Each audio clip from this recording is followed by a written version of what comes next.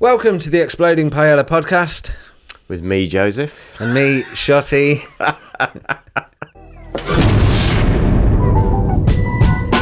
Based upon the quality and quantity of the data they continue to return. You'll find us on YouTube, Rumble and Spotify. Wherever you are listening, please do like, follow and subscribe. Check the description for more info. And there you'll find our Patreon page. And if you head over there, you'll get access to exclusive content. Sorted. Very good. How you doing? Yeah, I'm alright, yeah. Yeah? Not bad. Good. Sorry, I'm still laughing about the fact that I can never, ever operate on any kind of queue. And then get that on time. I imagine... We'll keep going. We'll keep if trying. Imagine going to see like a pantomime like you used to do when you were a kid, and everyone was as slow with their cues as I was. You've been there for like 9 hours. What, on stage? Yeah. Or the people in the audience are supposed to be going like, he's behind you. Yeah. You literally say that like 15 minutes later and they've already been they're gone. slaughtered. And I think there just must be something broken in my brain, but anyway, that's fine. You'll get better. You all right? Better. I'll keep trying. Yes, I'm fine, thank you. Good. It is a little bit cold. It is a bit cold. And no word of a lie, I woke up this morning and I was like, I had Elton John in my head. Okay. For what reason? Yeah, because I was going, please. It's a little bit chilly. Oh, that makes sense. This feeling inside. Yeah, I could get that. Yeah, that was in my head. That's your first thought. A little bit chilly. That's the first thing that was in my head. I wonder if you've been dreaming about Elton John. Not as a general rule. Not that you remember. Has it ever happened? Maybe. Possibly. But which bit? Am I willing to admit that? Yeah. Whilst being recorded? Possibly not. Possibly not, no. Well. Depends. He's a delightful fellow. You met him? No. Okay. No, but I've seen enough. Oh, okay. You've seen enough. Yeah, he's because he's quite sharp, isn't he? Yes. Behind the scenes. Yeah. By all accounts. He's very, very talented. I think that goes without saying, doesn't it? Yeah, he's one of those people that like their music career has been so impactful, yet you kind of feel like because he's always been there, people just kind of forget about him. You know, not forget about him, but they don't, like people would bring up other musicians maybe before him, forgetting, how much he's done. I suppose, yeah, how, prolific he actually is. But I think within that period of time, he was generally at the forefront of people's minds when you sort of talked about, the A-list kind of singers and songwriters. I mean, it's 80s, isn't it, really? 80s. Majority would probably be 90s. 80s, 90s. And then he did a duet with Tupac. That's bizarre. Yeah, kind of. What would be his pinnacle? Candle in the Wind? I don't know. That's an amazing song, though. Yeah. That is an amazing song. I mean, it's not on my, exercise list of songs. Trying to lift heavy weights, Candle in the Wind. Yeah, fair enough. I don't know. But maybe that's what you need to do. Rather than doing what everyone else does and they put on these, generic sort of style of playlists for when you're doing exercise. Just go a bit out of the box. Aggressive heavy metal. Yeah, some early Cher. I'll try it. Yeah. I'll let you know how it goes. Bit of Dolly. You'd be like, you'd give in after your third rep and just lay there crying your eyes out. Yeah. Just no, I don't want to do it anymore. I don't want to go on. I need to adjust my microphone, and I'm still very put off by the Jesus sticker. Yeah, I don't know. How do we explain that? So, bearing in mind, some people won't be able to see the video. No. And also, I'm the only person that can see him right now. Okay, so the backstory is last year, I kind of took it upon myself to read the Bible. And the reason I did this is, a multitude of reasons really, but obviously quite often religion comes up in conversation, Christianity certainly, and people discuss it and they talk about this, that and the other and what they think about certain things. And I was like, well, you can't really discuss a film or a book with somebody... Sorry to just interject. What? We have a very mild issue. Oh, yes. Yeah, that's all right, because we've got plenty of time, haven't we? You go ahead. I want to be a swine handler. That's quite sort of fitting for what we're talking about. Yeah, He's got a new timer, and it's a little... This time, last week was a cow. This week it's a pig. It's delightful. Yeah, it's just like a little pig. Which, as you know, I've kind of got a thing about Yes. pigs. It says on the door, beware of the pig. Exactly. And it's just, I don't know why either, So, but there's certain words Yeah. that are just funny when you Yeah, say them. Like egg. Egg is always a good one. Egg's always funny. Pig is kind of funny. I think it's just it's the way the single pig rolls off syllable the tongue. and the ending in a G. But then beef is funny as well. We're very food related, aren't we? I suppose they are. Maybe that's why they're funny. I remember when, like, I was finding beef. That is loud. That's That's a loud louder than the pig. cow. Yeah, I know. I thought the cow was like the epitome of how loud a timer could be. What is going on inside that pig? Nobody knows. Like two little, Genetically modified. like little people on, like, you know, one of those, like, Possibly. train things, pushing it up and down, going around in circles, trying to work the mechanism. But yeah, and I remember when I for a period of time, and still today, I find beef to be a funny word. See, they can't. You can't. And I was at my sister's, and we were having a Chinese. Or just all of a sudden, there was just, I don't know what happened, but is that the beef? So, yeah, that's the beef. Do you want the beef? And I couldn't stop laughing. It really isn't that funny. But going back to the other thing. Yes. Yeah, so, I'm not going to go into it now.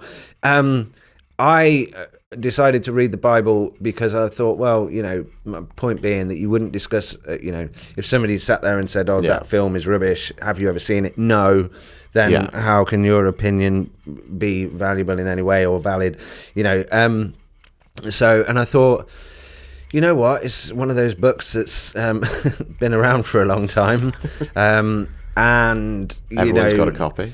Yeah, and at the time I was sort of mentioning it to my mum, God bless her, and she was, my great grandfather was a Baptist minister, and I think that was in Leicester, Charles Street.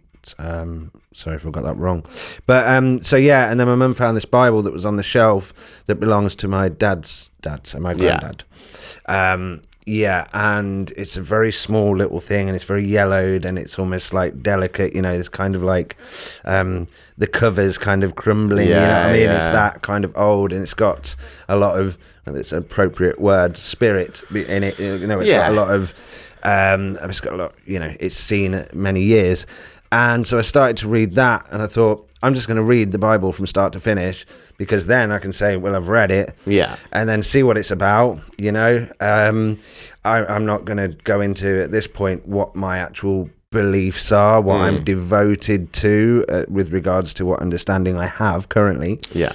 But it's an interesting read, and when you do get your head round the way that it's written, and some of the words, that are in there, they're not modern words, so you've got to try and like peradventure, for example, kept coming up, and I was like, well, peradventure, there may be such and such. Yeah.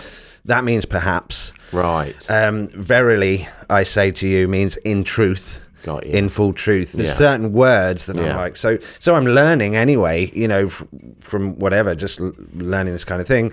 And I've read, the 4 first books of Moses, Genesis, Exodus, Leviticus, Numbers. Yeah. And then my sister gave me this New Testament that came through the door, or her door. I had one delivered as well. And I've started reading that, which is like, that's written kind of a little bit easier to read. So now it's been kind of modernized. So anyway, my sister said, because I was doing that, she bought me a roll, I don't know where she got them from, of Jesus stickers. So it's literally this long roll, and there's all these different stickers of Jesus in various forms, and I think there's like disciples and other things. But there's none of him like roller skating or doing anything. I don't know, actually. We haven't got down there yet. I've only got like used the first few. But basically I stuck one on the front of Joe's microphone, because that microphone, I can't remember what that microphone is now, the AT2020 I think it is, it doesn't really clearly say where the front is, so if it's twisted round you might not be talking. It says where the back is, but not which front. Is like kind of not that helpful if you're not going to be looking at the back when you're using it. So I put a Jesus sticker on the front of his microphone, and that's what you're referring to. Yes. And sorry, So if now you're finding forevermore, I will be. Yeah. I find myself stroking it. I don't know. Is that blasphemous to stroke a Jesus sticker? Probably not good, but then many millions of people did reach out to touch him to be cured. I and bet healed they sold and- quite well, the Jesus stickers. I bet they're quite a money maker. Maybe not so much think? now. I was going to say maybe not. So The other much thing that now. occurred to me when you were talking then is with all these with how you've widened your vocabulary, you're now the most equipped you've ever been to talk to someone who's approximately 1,500 to 2,000 years old. Do you think? Yeah. I'm not sure about that. But on a serious note, like when you first pick it up, the sentences don't even make sense. Yeah. I can't I wouldn't be able to recite any examples, but there are some where it's like it's almost written backwards. Yeah, sentence structure is totally different. The sentence structure is different. But when you pick up on it and you get faster at reading, there are certain stories in there that become quite intense, as if you were reading any other kind of. Do you know what it was originally written in? I think the original version, although this is speculative, of course it obviously, is. that without any kind of solid evidence, was Ethiopian. Because I'd be interested to know, of the period when it was supposed to have been written and the language it was originally written in, whether that's exact.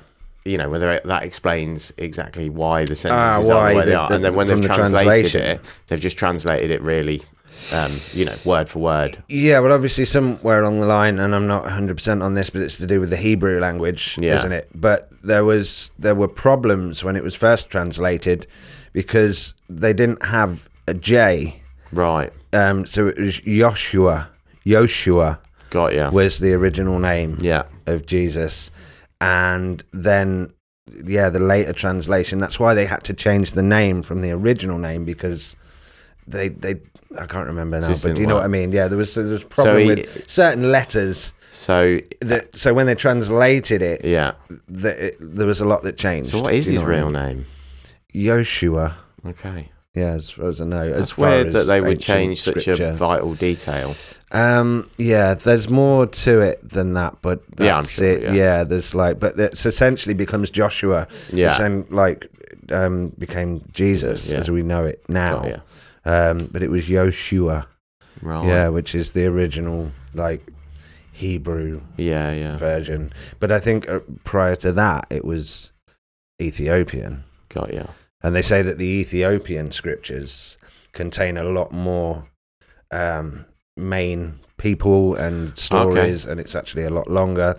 And there's quite a lot of that missing in the version of the Bible that we've got now. There's quite a lot of the structure missing. I wonder if that changes then country to characters. country as well. So if you read a Spanish version, whether that would be quite different, or whether they've all just been translated. Honestly, I have no idea, but I think the King James version as we have now, which again, a lot of people say, well, it's gone through so many different translations and been rewritten so many times, but I think that is pretty much the adopted worldwide version for Christianity in that way. Yeah, I mean, most people who are of a different faith aren't reading it anyway. Well, of course, that's what I mean. But they might do. I don't know. Do you find yourself after reading that? Do you want to now go and do the series, do the Quran? I honestly, I think it's just. Yes, from a point of view of educating myself. Yeah, be interesting. Yeah, just to see what's going on. And I mean, they all kind of tie into the same essence, which is enlightenment, removal of ego and self, and that connection with all. And morality. Yeah, and through the parables and the teachings, to live a certain way with kindness and compassion and understanding and patience all at the forefront. Yeah. But I can't speak as to what's in Quran and everything else and all that. But it would be interesting. I like Alan Watts for that reason. Alan Watts talks. He's basically he's a lecturer, but also a philosopher, isn't he? I mean, it's amazing how one man could know to read so much and then actually be able to intelligently, because I feel like if I read that much, I wouldn't be able to take in enough of the information. Yeah, but he's dedicated his life to it, Yeah. I suppose, because he was talking about it. There's black and white pictures of him talking in the 60s and Yeah, stuff, isn't yeah, that? yeah. But he's able to say, well, where it says it in this book, in this version of religion, this is the Hindu translation, this is the Buddhist translation, this is, and he just knows it all. Yeah. But again, he's kind of proving, when you listen to him, that they all relate to the same thing, the same point, the same message. Yeah. But he just breaks down what the different words are and how they tie into Which that. has always thing, been my feeling, that they're all trying to say the same thing, essentially. Just using very slightly different versions. But because I'm not, I've got my own spiritual beliefs that aren't a specific religion. It's easy for me to go put them all in I think they're all trying to do the same thing, because I'm not, assigning to any one of them being the one that I assign to that I think is correct. So it's easy for me to say that. But they all do seem to have that common themes, don't they? Yeah. I just think it's, it's something that's existed for a long time, and a lot of people are very quick to give their opinions on it. And I just think the same with anything else. You need to read it and say you've read it, and then cast that opinion. Yeah. That's purely really what it is, I think. It's just from a point of view of being educated, and then you can make an informed decision then as to what it means. I mean, like for myself, obviously I went to Church of England primary school. Right. So for the first 5 to 10 years old, assemblies, readings of and I've always found it interesting as well how it can be, look at the Catholic Protestant situation where you can both believe in very similar things but have such a divide about it.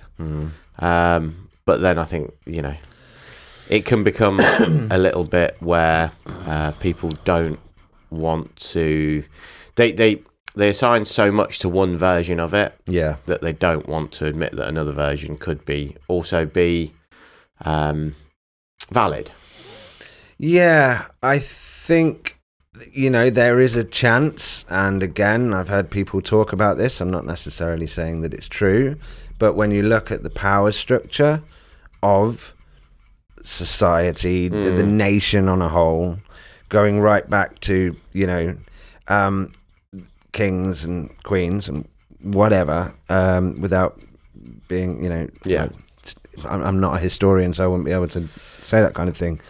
But there's one thing that a lot of rulers fear, and that is solidarity among the people. They still say today, don't they, with the small 1%, few thousand people that really run the show. Yeah. If the other 8 billion came together and said, no, we're doing it a different way, they would have no control over that at all. Yeah. It's a numbers game. And you could think that where religion was initially devised to bring people together in some kind of unity, that over the years it has been kind of institutionalized, rewritten into some kind of doctrine that you will read and you will accept. Yeah. And sure enough, it's kind of resulted in this situation where it was designed to bring people together, but now it's being used to divide.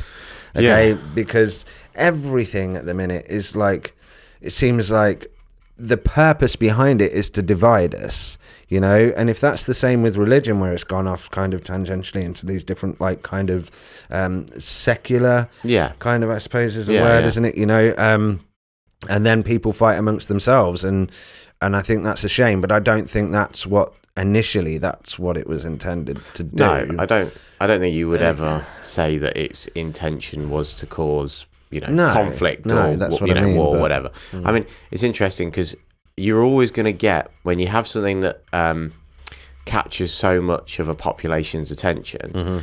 So if you look at like Great Britain, for how many years people were very, very religious, you're always going to get the people in power that then use that to help aid their own cause. Henry VIII did it, a number of different figures have done it, and it just feels self-explanatory that they would do that. the issue is, like you say, it's, over the years that's happened, things get altered and modified for the person who's in power at the time's own reasons. I want that bit taken out because that doesn't work for me because I adulter, or I do this or I do that. I want that. Whatever. So it does make it difficult to. But then it's always going to be difficult because you can go, right, well, if the book is 2,000 years old, how correct is it? Well, I don't think the thing about it would have ever being 100% correct. It's that you read it, you get the ethos of what it's trying to say, you take away the moral, the morality from it. Like you say, the idea of higher, a higher purpose, a higher being, all these kind of things. And I suppose that's always been my feeling that, you could assign yourself totally to the book and that's fine, but at the same time, regardless of which religion it was, but it's probably just more designed to invoke thought and change in people's lives for the better.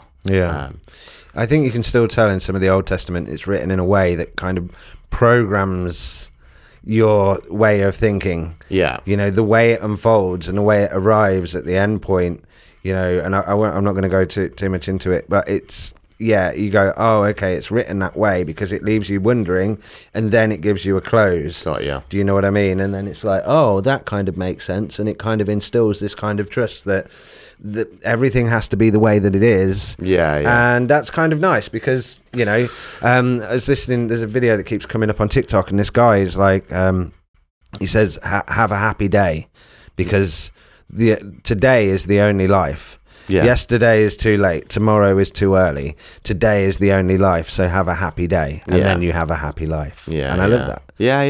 And it makes sense. We're the only creature that time travels. We're constantly preoccupied by what has happened and what will happen. Do you think when you see an ant going across the garden, is going, oh, I can't believe I did that last week.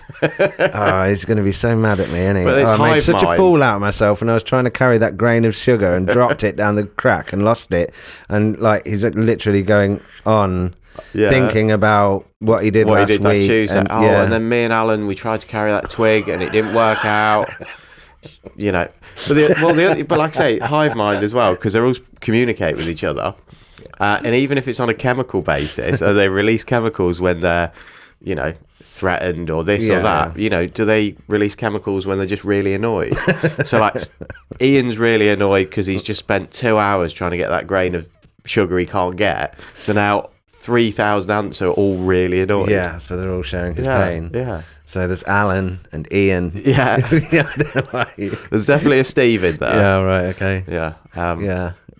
But interesting name. Why has no one ever well, I'm sure people are doing studies with ants and how exactly they communicate and everything else. They are. Have you seen that video where it's like a big L-shaped piece of something and there's two gaps, and they do a top-down bird's eye view of humans trying to navigate this thing through, and there's only one way to do it, to put this bit in first, and then it won't go in, and so they bring it out and they try and insert it another way, and you have to get the whole thing in, and then it will come out the other side. And then they have ants doing it on a smaller scale but with exactly the same puzzle, if you like, and the ants just figure it out way quicker than the I was thinking something similar the other day. I wasn't thinking about ants specifically, but crows are really intelligent. And they give them these puzzles, and they're like, solve the puzzle. They give them last Tuesday's Sudoku, and they'll figure it out. They'll send it back in. They'll get a gold star. I just pictured a crow sat next to a coffee with its glasses on. And you come in and you just serve it, and it's got its biro, and it's just looks at you, and then it's got the radio HFM on in the background. But what worries me is you look at a crow and it's it can do that, it can work it out, it's probably more it's probably more intelligent than a portion of the human society. Okay, it's a bold statement, but maybe and it can fly. Its own right. It's awesome. How are we still here? It always amazes me. They gave it, I think it was magpies, but they put the food in the bottom of a whatever it was, like test tube or something, and then just left it with a spoon. Eventually. Yeah, and it did. It just Yeah. got the spoon and put it in the thing. And They then could have put it in chucked out. anything. They put it in a test tube. I can't remember if it was a test tube, but it was something that obviously yeah. it couldn't get to the They're bottom of. pretty so it had vicious to use magpies, the- don't you know? Are they? Yeah, they kill a lot of other birds and raid their Oh, nests yeah, I and know stuff. that, yeah. But So, so watch do out, crows watch and- out for them. Okay. Especially ones carrying spoons, because Yeah, they've especially- already learned a few things. Especially when I'm sleeping outside in my pile of twigs. Yeah. Halfway up the bush in the back garden. Yeah, which has happened. Oh. Yeah, but there's a lot of birds that do that. It's quite cruel, isn't it, really? I was reading a story this week, and it got me thinking about evolution. So I think it was in Virginia in America, and this raccoon had broken into a liquor store, and it had like raided the whiskey shelf, got absolutely hammered, and then passed out in the bathroom. It really happened. Proper news story. Passed out in the bathroom. Yeah. To recognise the best place to... Yeah. Well, I was thinking, like, so does it mean that at the end of, in another, regardless of the given amount of time, at some point in any creature's evolution, it will always end up getting blind drunk and passing out in a bathroom? Is that, Yeah. is that the key The takeaway? bathroom's the weird part of that story. Well, yeah, I don't know. I mean, we've all ended up there. Why did we end And up why there? whiskey? I don't know. That kind of comes back to a reincarnation thing, that does, doesn't it? That it still has remnants of its previous life. Yeah. And it thinks, I'd love a bourbon. A bourbon. Yeah. Bourbon. A bourbon. I love a bourbon. Yeah. A It's bourbon. And a bourbon. It's Yeah. like a chocolate biscuit. I love a bourbon. I've got no bourbons, so I love a bourbon. I love a bourbon instead. I mean, bourbons would have made more sense. It doesn't really need to get drunk, but No. probably needed some sustenance. But again, does that do raccoons think, oh, crap, I really messed that up last week. Yeah. Fell in that bin. Had to wait for the bin man to... Couldn't get out. Couldn't get Get covered out. in yogurt. Yeah, my potential female mate. Yeah, Linda was wasn't watching. interested because I was a buffoon. Yeah. Yeah, so maybe then, I know, Yeah. he'd break into the liquor He store, was just depressed and down a just- bottle of yeah. whiskey Yeah. and fall asleep on the bathroom floor. I mean, sometimes I guess we do that on the bathroom floor because it's the coldest place and it's like... The closest place to the toilet. And when you're that drunk, you know there's a reasonable chance you're going to be the sick.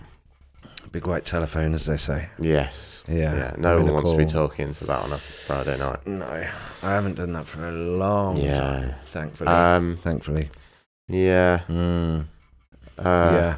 So anyway, that's... Why did that make you think about evolution as such? when Because- you heard that? It's somewhere we've ended up after evolving to where we've got to, if you believe in the theory of evolution. And evidently raccoons are following the same path. So you think in, however many years' Yeah. time, raccoons are going to be the next... At some point, raccoons are going to be fuming because their Uber driver's not turned up on time. They're going to be really frustrated because they've gone for a particular cut of beef and they haven't got any in Sainsbury's. It's a funny word again. It's it's just a... So they're going to evolution. become the next, dominant... Not necessarily, they're just at species. some point in their path, Could be a long Right. time away. Above everything else. Maybe they'll have their day. Yeah. Right, okay. Why not? Why would we single raccoons out as not being worthy? I've never seen one. I've never seen one in the flesh, no. No. And if I did now, I'd be concerned it was drunk and it was going to start a Yeah, fight or I know. something. I know. Yeah. So yeah, I've never seen a raccoon. I'm not really sure about that. I'm not really sure whether that's a real story or whether It you're is trying to a wind me real- up like no, that it is a real- samosa That was apparently that was flew real to as well. France or something. It did. And It landed in came France. down in France. And the guy who did it was a takeaway owner. So it did also make me wonder whether he had an unlimited amount of samosas. So he was willing to have a lot of attempts to make it work. It's not good advertising, is it? 'Cause it's No, obviously imagine something- samosa blows up on Launchpad, you know what I Yeah, mean? but he obviously doesn't do very well with his samosas. It could just be an old one. Yeah. And he wanted to get rid of it, so he sent it to space, then France. Sent it to France via space. Could have just put it in the bin. Maybe he's ahead of the curve, and soon we're going to be sending all our food waste to France for some reason. I don't know. Yeah, I'd like to do it. Was it just a balloon, or Weather was it balloon, actually? yeah. Just a weather balloon. Yeah. So you could do it. We could send the pig to space. Although if that landed in France, I mean, terminal velocity, 126 mile an hour, that could do someone some damage. I imagine if you got hit by a samosa going that fast, it's only ever going to be so bad. It can't go through you. You know what I mean? What, It's not samosa? yeah. I've had some rock hard samosas in my time. I have. But is it I don't destined know why to I come just back had down? the thought of someone with a musket gun that fired samosas because they were so That'd be quite deadly. painful. That would be quite painful. I like ninja stars. Like buckshot with samosas.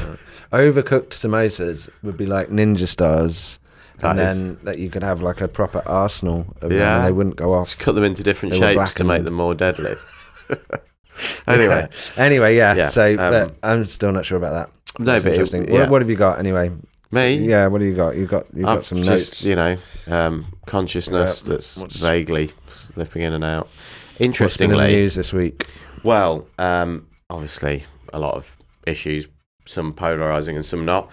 But I was listening to various things the other day, and they were talking. One of the things they were talking about was Germany reintroducing military service for like 18-year-olds Right. that at the moment's voluntary.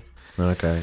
And I was thinking, like, with how sort of polarised things are at the moment, and, generally when you go through economic hardship, times of hardship, kinetic wars happen. And then I went down a rabbit hole I probably shouldn't have done of cross-referencing recessions with wars and things like that. Anyway, I was thinking, what do you think they'd do in Britain if they tried to bring military service in? Like they do in some Conscription? countries. Well, no. Is that the as ru- in, like, so when you're 16, you have to go into the army for 2 or 4 years, like they do in Israel. Turkey do it as well, I think. I know Number they of still other do it in countries. some places. Do you don't think they? we would just go, yeah, fine? Or do you think people would just be like, no, I'm not doing that? I don't think it would realistically work. Excuse me. I just, I have visions of some of the, and it's getting worse. Some of the kind of like, can I say this? Certain areas of certain cities, certain suburbs, and, it's rapidly declining and there is no respect, Yeah. I guess, especially respect for the government, the state and authority. It's even worse than it kind of has been. Yeah. And, they don't have the discipline from their own family structure. You've got people that are like supposed to attend court, for Yeah. example, for quite a serious charge, and probably, or you've got people that should attend court and would probably actually be acquitted, because it's not that serious, or they've gathered the evidence or whatever. They just don't show up.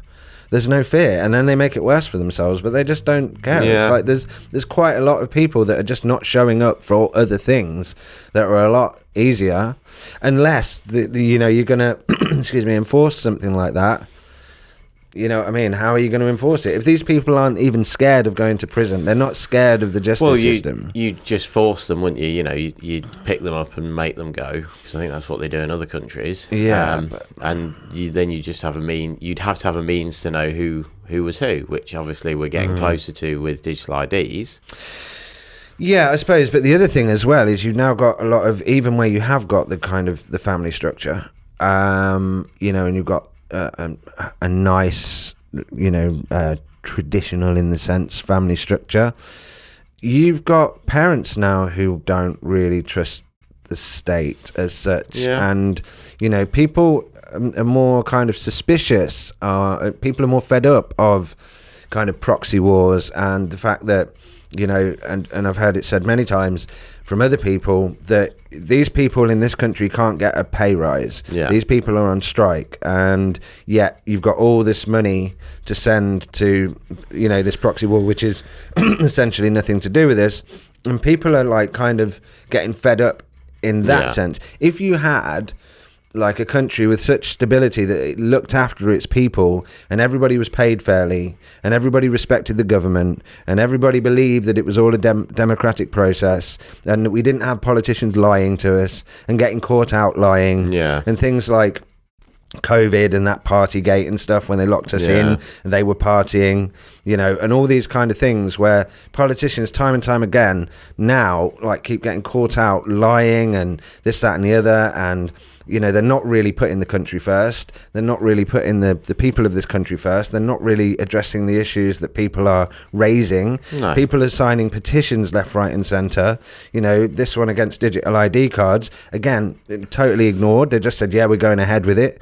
There's no kind of like democratic kind of like values left in this country, and people don't respect the government, and they, you know, the patriotic people of this country are getting like more kind of, you know, backlash. They're getting, you know, for putting up flags and stuff like that. You know, people, even patriotic people, don't feel like they can be patriots within their own country. So why are they going to be all right with sending their children to then go and you know, I think there was a certain solidarity and a camaraderie, if you like, years ago, that people came together to defend this nation, because the nation had this, you know, a patriarchy, if you like, you know what I mean? The nation stood for something, and people respected that, and it's in massive decline. I don't think it would work from the parents' point of view.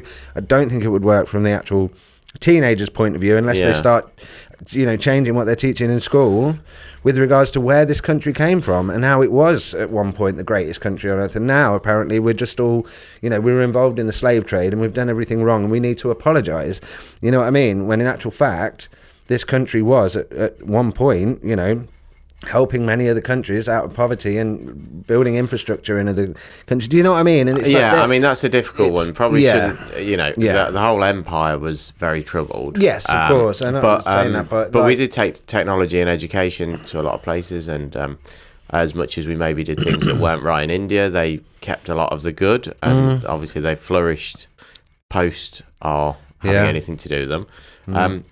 But we're in a declining sort of so when you have countries of power, and then they become declining countries of power, or declining empires, however you want to put it, you generally tend to get this kind of thing. So we're seeing it in early stages in America, with a lot of division, you know, and that kind of thing, and, you know, distrust of the government and whatnot, and the government still kind of acts as if we were what we were 50 years ago.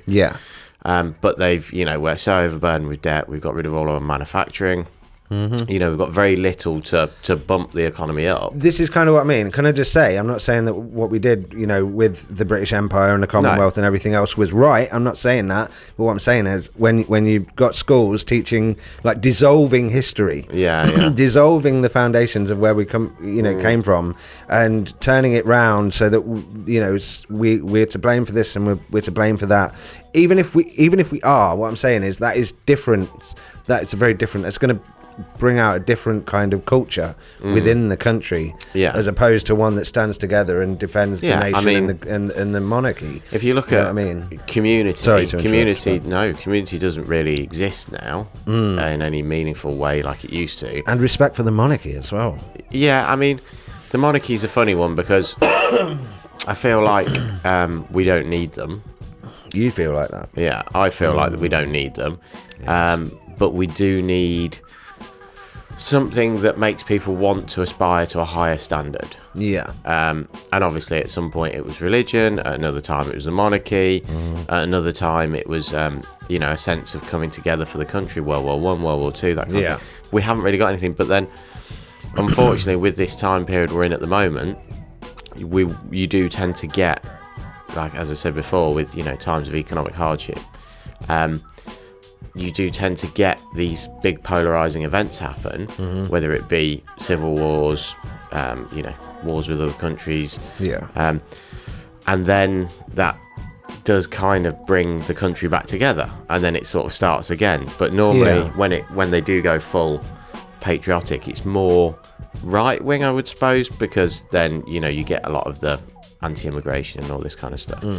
So I mean, it's going to be interesting. You know, which is a delicate issue. And I'm not saying that, but I think you hit the nail on the head when you said if they tried to bring that in, it'd be on the assumption that this country is still the same as it was 50 years ago, and that people are going to be willing to stand together in defense of the nation. But if you don't give the nation any identity, and you don't allow people to give the nation some kind of identity, and people do look inwardly and go, well, it's falling apart, you know what I mean? I don't feel safe in the streets, I don't do this, what am I protecting, what am I defending? You know what I mean? Who am I defending, kind of thing. But anyway, we are halfway through, I've just noticed, so we are going to go to a small commercial break, and we shall be back after this broadcast. See you soon.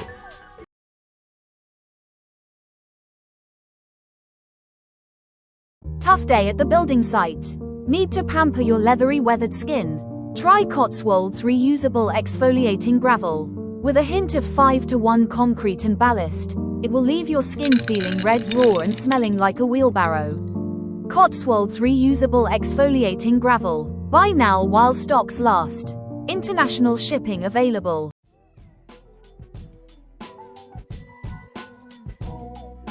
And we're back after that short break. All right. Yeah. So where were we? Monarchy? Yeah, we've got a nice coffee now. Cheers. Yeah, I just wanted to say, because you said you don't see the point in it anymore. There's something I wanted to say on that, is that everything's working, isn't it? Yeah. That basically, you know, for passing laws, Yes. you've got the House of Commons, and then it goes, if it's big legislation or legislative changes, Yeah. then goes to the House of Lords. Yes. And then before it can get written into law, it has to have royal assent. Yeah. Yeah.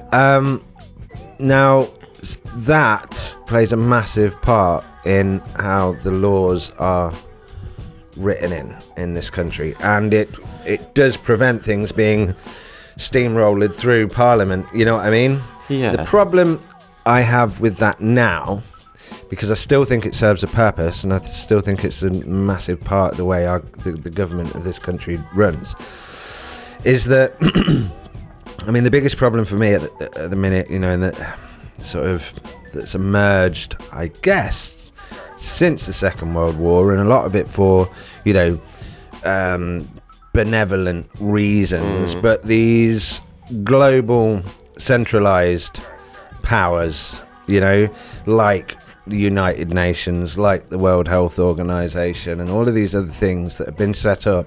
The problem is with that is that they've basically, if they're dictating legislation in the member states and the member countries, then we should have more sort of involvement with to who's being elected as the director of this group or the director general of this group. And yet what we find is these people are just being put in willy-nilly, and all the lobbying and everything else goes on. And the World Economic Forum, Yeah. for example, which is playing a massive part in what goes on in And a lot totally of countries. unelected. Yeah, and now King Charles, he's a member of the World Economic Forum. Yeah.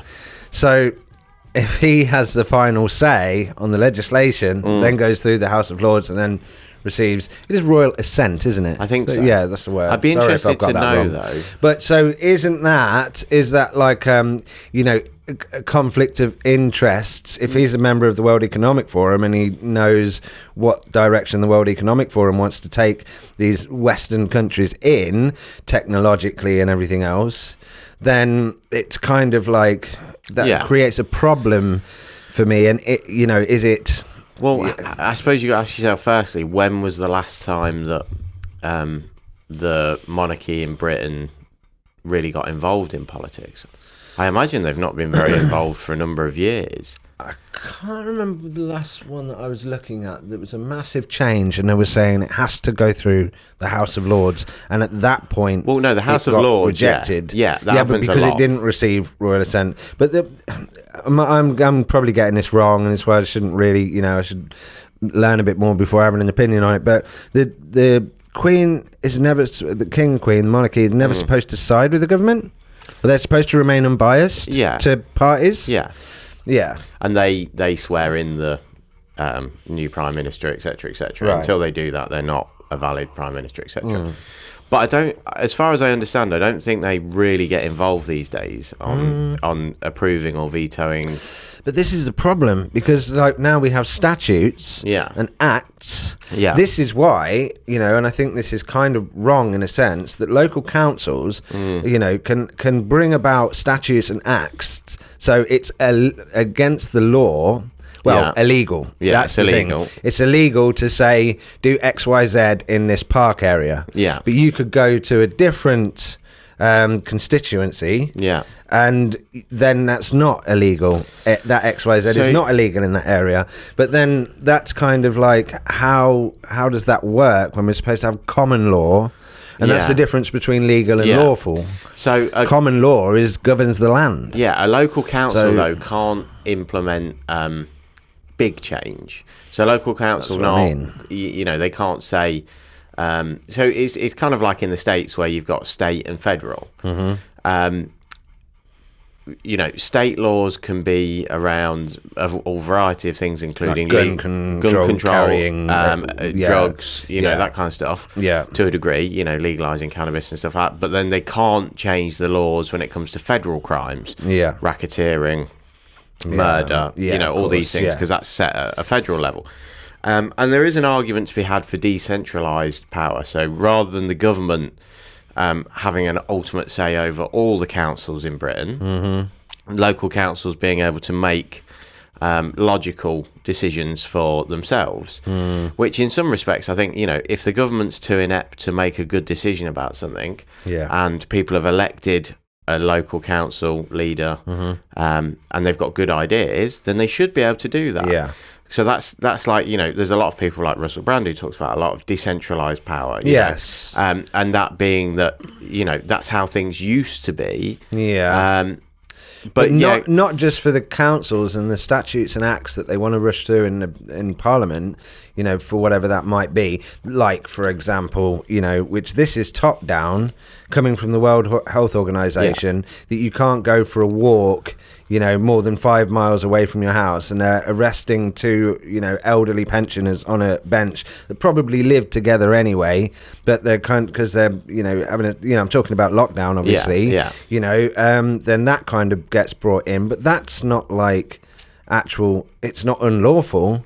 It's a statute that's been rushed through coming from the World Health Organization. I just think it's a little bit of a mess. But also, if they are going to have that kind of like decentralized local authority, then there should be kind of, I don't know,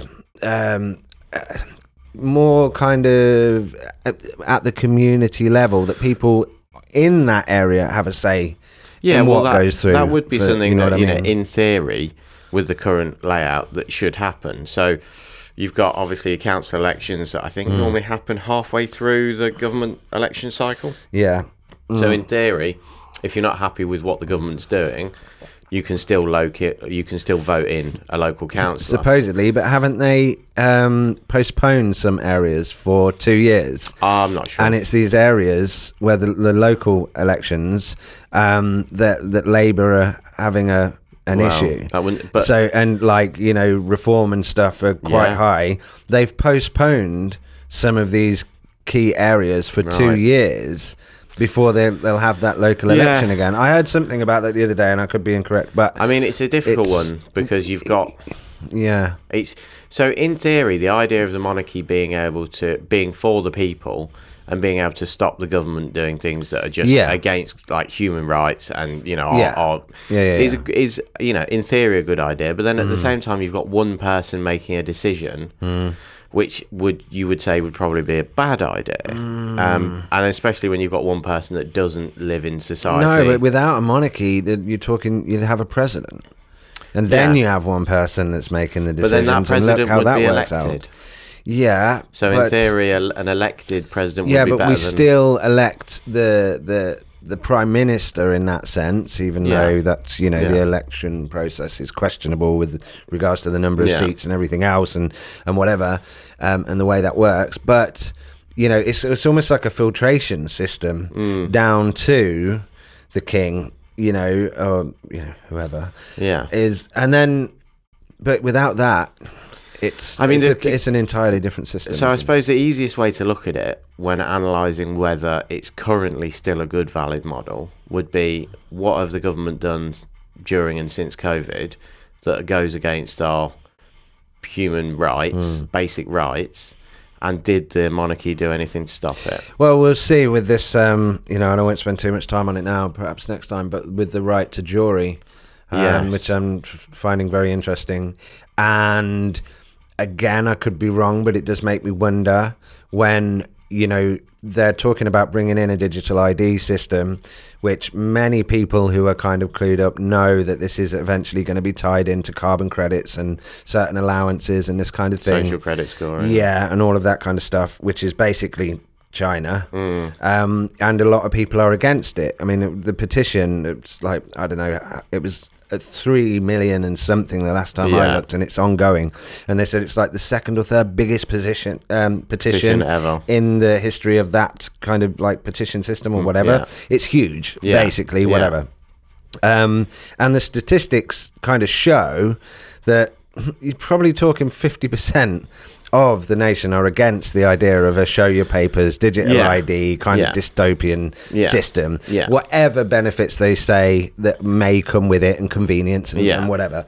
But it just seems like, okay, so you remove the right to jury for petty crimes or anything, as I was hearing on Radio 4, was anything under 3.5-year sentence. So you're going to have, and we're already seeing in this country where they're arresting people for social media posts, people raising, political kind of, what's the word, sort of issues and whatever. Yeah, and they call it disinformation or and causing harm and distress, riots, and whatever. But and this country has apparently got the highest number of people in prison for social media posts. Yeah, like Russia was in the last, however, the same period of time was like 374 people have been arrested for social media under the Communications Act or whatever. This country was like 4,000 and something arrested for social media I can posts. believe it. Yeah. So it's like we're obviously very hot on that. And it does seem to me you're going to introduce a scheme that is a lot of people are displaying kind of that they're against. It's kind of coming through, and it certainly seems that way. And then if people are going to be protesting against that, they're going to be putting out their feelings on social media because they're not happy essentially with the direction that the government's going in. And all of a sudden you've removed the right to jury, and I just think, and they've built all these new super prisons, they've released a lot of prisoners early. It just seems like, and yes, of course, it's speculation, whatever, I'm presuming, whatever, surmising, I suppose is the word. It just seems very convenient that at the time when you think there might be quite a bit of revolt and rebellion against this coming through, and they could make examples out of people that do take to the streets, or as we do now, keyboard warriors taking to social media. And because if you have a jury, looking at the statistics, possibly more than 50% of that jury is going to be against the digital ID system, because that's what the kind of statistics are showing at the moment in society. So if you start trying to arrest people under whatever act, Communications Act, whatever, and you have a jury, a lot of them are going to be acquitted because the jury will be sympathetic. Yeah, no, I don't disagree. Do you know what I mean? So remove the jury, and then we can make examples of people that stand up against this. But again, like the jury idea backs up the reason why I don't think the monarchy in that situation is very helpful, because the jury idea is right. For example, 12 people, they all have to come to an unanimous decision, or at very least a high majority decision, depending on what it is, of what the outcome should be. Yeah. Again, not one person. One person is kind of like the judicial system's monarchy. No. Because you're looking at one person gets to make that decision. Yeah. So really the major issue is not that I think the monarchy is particularly needed, because look at during COVID where they brought in all the regulations against protest and, closed protesters, speaker's corner and all these kind of things. Really the monarchy should have said, no, you can't do that because that's against your basic rights to protest and free speech, but they didn't. So I think that shows us there's no appetite from them to get involved. But in those turbulent times and in a pandemic and a state of emergency, I don't think a lot of those possibly went through the House of Lords anyway. But the way I see it is like the monarchy is the judge and the House of Lords is your kind of jury. Yeah, so don't get me wrong, I agree with the House of Lords. Yeah. So that's not what I'm saying, but that's not the monarchy. Yeah. The monarchy is separate to that. The monarchy has the power to stop them doing, these major changes, whereas the House of Lords, you then have a separate issue with the House of Lords. So look at all the scandal that's come out with Baroness Mons and the PPE. Yes. Or Moniz, or however she is pronounced. Yeah. So obviously she was made a lord for... Baroness moans. Yeah. She moans a lot now. Yeah, I bet she does. She owes them 122 million or something. So she was made a lady due to her business acumen. Right. She'd built this big, I don't know if it was fashion empire, maybe, whatever it was. It's kind of irrelevant. And then her husband is also very wealthy. And then during COVID times, she'd helped to bring a deal together with a company that she was on the board of to supply PPE to the NHS, which then subsequently was found later on to be insufficient and couldn't be used. And then obviously the government's ended up taking the company to court, to which she's part of, and getting a ruling that they've got to pay back 122 million. The amount they bought off them, I think, was like 20 million. But obviously it's to do with interest and having to source things elsewhere and all these other... But again, then it makes you question the validity of everyone who's in the House of Lords because they're not elected. So then, you've got to ask yourself, okay, well, is the monarchy useful at the moment? Have they stood up? You can say that, okay, during COVID, that's the reason why they managed to rush these things through. But that there will always be a reason that is some kind of big enough reason that they're able to adopt something that they want to do, unless the person at the top of the food chain, which if we're still having the monarchy make the final decision on big issues, then they were in a position to stop that, and they didn't. So, what's the next excuse going to be? But I don't know whether that was the case in that scenario. But what I'm saying is they didn't stop it, and that was blatantly against our sort of our rights as in America you would say constitutional rights. Again, we're signed into these treaties with the World Health Organization that says at a time of a pandemic, they take rule of government. Yeah, so we have to do what we're signed up to this treaty that the member states of the World Health Organization. So during the time of a pandemic, they create the legislation for that time. So it probably didn't even go through our usual political system. Yeah, but then that tells us also that the system is not correct. So whichever way you look at it. This is what I'm saying about these centralized. Who knows what's in the pandemic treaty? Who's agreed to be signed up to it? If this pandemic treaty, everything that's kind of came out said, well, actually, it could have been handled better. Yeah. But in actual fact, we're still happy to give over just, the same amount of power, if not more, to the same organisations who handled it last time. Most people don't even know what's in that pandemic treaty, what we've agreed to. People have voted in government thinking that the government's going to protect them and make the laws of, the country, the land. And yet we've signed up to this thing that says if this happens, we hand over control of our country to this. Yeah, the biggest problem we have global power, and it's the same regardless of however we look at this, whether we talk about just our political problems, the way the system works, whether it's relinquishing power to other unelected bodies and whatnot, is a lot of people don't have an opinion on it, don't know really what's going on, and they live a life where they just assume that there's always an adult in the room. And by an adult in the room, I mean someone in the room who knows what they're talking about, who is going to influence policy and make sure the right things happen. Yeah. And unfortunately, as I feel like, I've sort of learned with everything that's gone on in my lifetime, is more often than not, it seems like there isn't an adult in the room. There isn't anyone there who really knows what they're talking about, who, or certainly not in a position of power anyway. And I totally agree that, these unelected bodies, the World Health Organization, it came out after COVID or still during COVID that for the first several months when we were adhering to strict lockdowns and mask regulations and a lot of the other things, they were purely just going off what China was telling them. So China was saying, this is the situation, this is what happened, this is, this is how you need to tackle it. And the World Health Organization were going, okay. Yeah. And then just funneling that information to everyone else. Yeah. I think the thing for me is, it's like, I know I've spoken to a few people that go, look, I really don't care as long as they're handling it. I'm happy that there's a World Health Organization. I don't want to worry about it. I'm sure that what they'll do is for our benefit. Again, assuming there's an adult in the room. Yeah, and then, but the thing is, these same people, and a couple of people come to mind, when they closed the schools, when they wouldn't reopen this, when they went into this is so wrong. Why is this happening?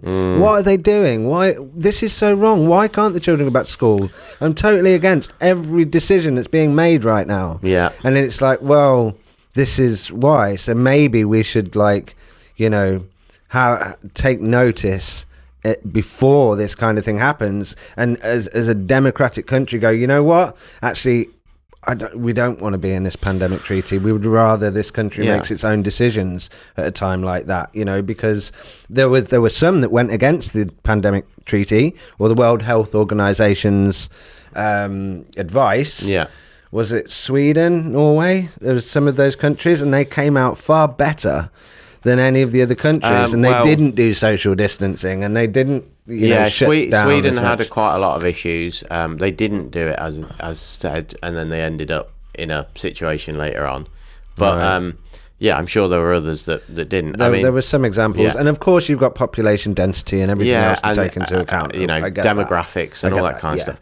I think the overarching thing is, and this is kind of the decentralized argument, is to not have one big body making, which is kind of my argument with the monarchy, not having this one person that, but I feel like the systems, it doesn't matter what, the reason why we are where we are with the amount of distrust we've got in government and the mistakes they made during COVID and, the erosion of our rights and things like that, is because ultimately where the political system doesn't work anymore. No. And it's the same thing in America, which is why it's been so polarized, because you've essentially got two parties to vote for.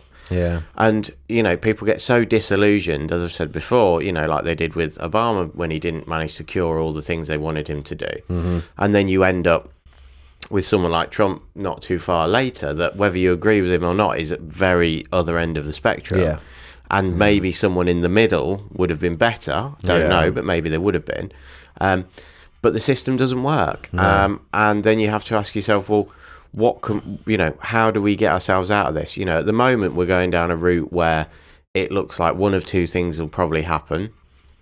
Here, maybe eventually the Labour Party will go, okay, there's, so much has gone on and people don't trust Starmer, etc. We need to get a new leader in, and they have a vote of no confidence, get a new leader to try and get enough popularity to win the next election. Yeah. But I don't think that's going to work, and they'll then realise some months later that, okay, well, the only way to have any kind of legitimacy, because the new leader would be unelected, would be to have another vote. Yeah. So to call an early general election and try and win everyone over. But then what's likely to happen is that, at the moment, Reform poll so high that in theory they should win. I don't know if Nigel Farage is the right person. I think that there's several, he kind of, as he did with Brexit, he's building this sort of anti-immigration, patriotic rhetoric, but actually it's not really very well thought out, because that's the reason why Brexit didn't work for us, because it never was going to, but they sold it on the ideas that would to get people to vote. Yeah. And this is the problem, we'd probably find that we'd become even more anti-immigration and become very segregated and inward looking, which you need to do to a point. You need to be inward looking to a point to fix your own issues and to stop doing things that just unelected bodies are getting you to do. But you've also got to have a well-rounded view of why you've got to do what you've got to do. And if it's just to get into power, seems like he will say things just to get elected. That's what they did with Brexit, say anything just to get the Brexit vote. So then we're back in a situation where we're not really curing the problem. So it's like we need in some respects, it's good, Reform becoming a bigger party, because we're getting away from the two-party. Yeah. But the worry is if Labour, just to hold on to power, could get the Lib Dems and the Green Party to side with them, they might get back in as a coalition, and then we're going to have another 4 or 5 years of nothing actually being done. So it feels like the whole system needs to be stripped apart and put back together. Yeah, I know. And I don't know how that happens. Well, it looks like it might head to that point anyway, with one global government, one world order, one global currency.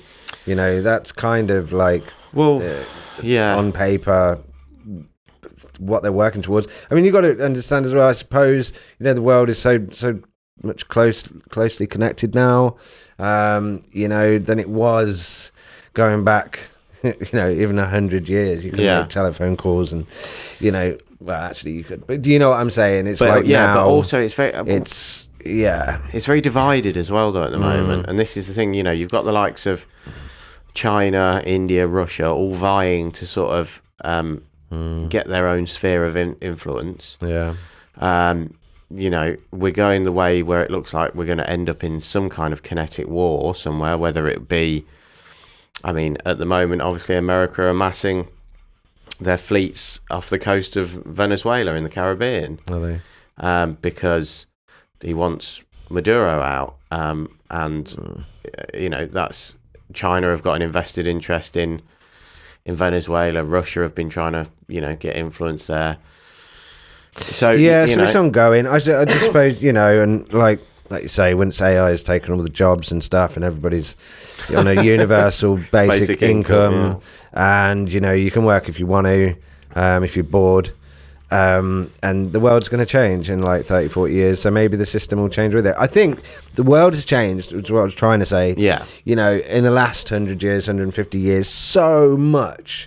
Like so rapidly, we've seen, if you go back to steam, the emergence of steam and everything else, and the industrial revolution to now, this rapid advancement in technology, and yet we still have the same kind of government structure in place. And is that really going to work when the world's so, the world's a lot smaller, kind of in the sense that it's more closely connected? It's easier for people to migrate now with air travel and everything else. Do you know what I mean? It's there's that kind of thing, and money's changed, the attitudes changed, so many other parts of the world's systems have changed. Then why are we still using the same system here when it's like, it doesn't work? And then I also think as well, when they vote in somebody else, as prime minister or another party, and they want to make changes, but then they go and they vote against those changes in the Houses of Parliament anyway. And if, depending on the number of seats, the changes they want to make won't get through. No. So you end up in the same mess. I kind of feel like the only solution would be to have a system like they have in some countries. I think it's a Scandinavian style, where you always have a coalition. You have a majority party within that coalition, but you always have a coalition. And then there's more of an incentive for the government for the politicians to make a longer term vision. And rather than it being a 4 or 5 year plan that the next government's going to go against, it's like, right, let's get together. Let's make a 20-year plan. Because unless you make a 20-year plan, you don't actually seem to achieve a lot. No, that's what I mean. It's like yo-yo effect, isn't it? Yeah, so maybe, so I don't know. But it feels like at some point, people are going to get so disillusioned that one of two things is going to happen. Either we're going to have some kind of, even if it's just a French-style revolt where we just protest a lot, and then the government has banging pots and pans outside. Farmers block roads and set fire. Well, that is cars. Going on. That is happening, but you don't. Just not on the sort of scale the French normally do it, because they're very up for it, shall we say? And then the government have to take notice, and maybe things start to change, or they manage to erode our civil liberties to the point where we. And you get rid of the right to jury. So if you try and do that, then everybody's going to just get arrested for and thrown in prison for a year and a half. I think. Oh, squeaky voice. I think you ought to run for president.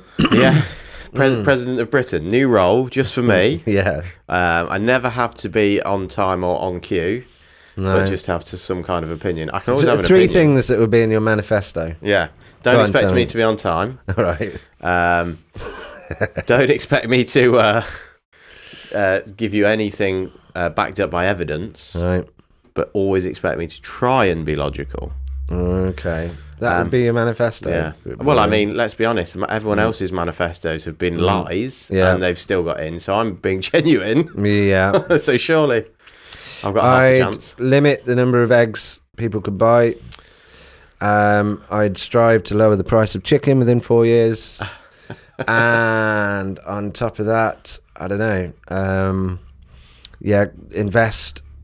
Divert some of the defence spending into gluten-free. Well, now I'm voting. Now I am voting. You had me at gluten-free. What do you call it? When the, sort of experiments. Yeah, gluten-free experiments. But not on chickens. Yeah, and I'd arrest anybody that tries to sell a gluten-free cake for more than 500 quid. Yeah, because that's ridiculous. That's worth it. But they exist. Yeah, I know.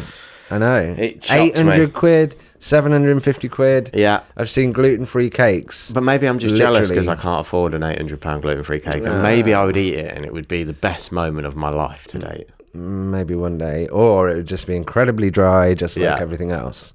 In my life to date. Yeah. It's all been dry. Talking of interesting food. Are we at the end? Yeah, but it didn't go off. It didn't go off. Yeah, it didn't go off. Maybe it doesn't go off. There you go. That made me jump. Sorry, pardon my French. What's up with it? Why didn't you... Silly thing. Just to finish off both, you're right. both the food and Restless, it's getting cold. And authoritarianism. Yeah. Apparently, an Australian prisoner has taken the state in Australia to court that they're imprisoning because they've banned them from eating Vegemite. And the rationalising for banning them use of Vegemite in prisons is because people were smuggling in packages of drugs smeared in Vegemite so the dogs wouldn't pick up the scent of the drugs. Wow. So now no one's allowed to eat Vegemite in those prisons. But somebody's taking the state to court because he wants Vegemite. But the thing that occurred to me is, so right, Vegemite, you're the sandwich. guy, and you're like, right, I want to get this spice. I'm the guy. You're the guy, you're the spice guy, and you're like, I want to get this spice into Melbourne prison. How am I going to do it? Right, I've got a package. How can I conceal it? At what point did you start just smearing it in Vegemite? Like, well, why? Yeah. Or do you think they've just got stinks? That's why. Do you think they've just got a bath of Vegemite and they're just going, right, block of heroin, Possibly. ready to go? Well, you've got to get something in there that's like acceptable or allowed or nutritional. Yeah, but it's a block of Vegemite. Vegemite doesn't come in a block. And then surely you just train the dogs to the scent of Vegemite. Yeah, but then like if you've got people actually sending Vegemite as a gift, Yeah. then the dogs are going to be way too busy I don't know if you've ever been into a prison to visit someone. and taking them Vegemite. No. I haven't actually, no. So it's a bizarre experience. Right. So I went to see somebody who was in a prison and, signed in, give them a name, all this stuff. And they're like, right, okay, come. You have to take your passport and stuff so they know who you are. Right. Come into the next room, sit down. And a guy comes in with a dog. He's like, right, so if the dog sits next to you, that means that you have the scent of drugs. Right. And you're possibly going to be searched, but you won't be allowed into the prison. So it was just a bizarre experience. But why are they not doing that exact procedure with Vegemite? Or do you think it's because 90-year-old Lucinda, who's gone to see her grandson in Melbourne prison, is then going to get, because she oozes Vegemite, 'cause she's been eating Vegemite for 74 years. Yeah, I'm sure it must be a new problem. Perhaps they've exhausted other stinky foodstuffs. Yeah, maybe. Because coffee's a common one, isn't it? Is it? Make sure you speak into that microphone. Nobody's going to be able to hear what you say. They can hear everything I'm saying. Yeah, because it used to be coffee, didn't it? So nobody's going to do coffee anymore. Vegemite's rather stinky. Dolmio is probably a bit messy. What's next? Yeah, because like Vegemite's kind of like malleable, isn't it? But it's not like water. It's more like epoxy resin. Yeah. You probably could make floors out of it. Like epoxy resin, but without the hardener. Yeah. Yeah, I can see why they'd go with that. Yeah. Well, that's final thought then. Yeah. So people just literally coming in with a pot of Vegemite. There you go, mate. I bought you something. And they would still be doing something illegal, even if it didn't have drugs in Very it. strange. Yeah, Strange who comes up with times. these ideas? Well, I think we got quite deep on the whole, like, laws and legislation side of things. Although I don't think we quite or even nearly at all put the world to rights. I need to know more. I want to look at the last time, the monarchy stood in the way of some kind of legislation going through, and then we can debate that next week. And not only that, like what preceded that. So what they have intervened in over the years, and then see what they haven't intervened in recent years. I think it'd be interesting. And I have to admit, it's only basic understanding and things that I've picked up. So I'm happy to acknowledge that I could be entirely wrong about the way the system works. But as far as I know, that's the basics of it. And but it's interesting, isn't it, when it comes to the monarchy and stuff like that, and how people's opinions have certainly differed from since, I don't know, 1950s and 60s, or however far back you want to go. So it's interesting. A little bit deep, and we shall see where we go next week. That's it. The pig has called. Time is up. Time is up. The paella has exploded, and we will blow one up one day. We're still looking to do that. So until next time, take it easy, take care of yourselves and each other. Goodbye. I'm not getting anything out of me. Nothing.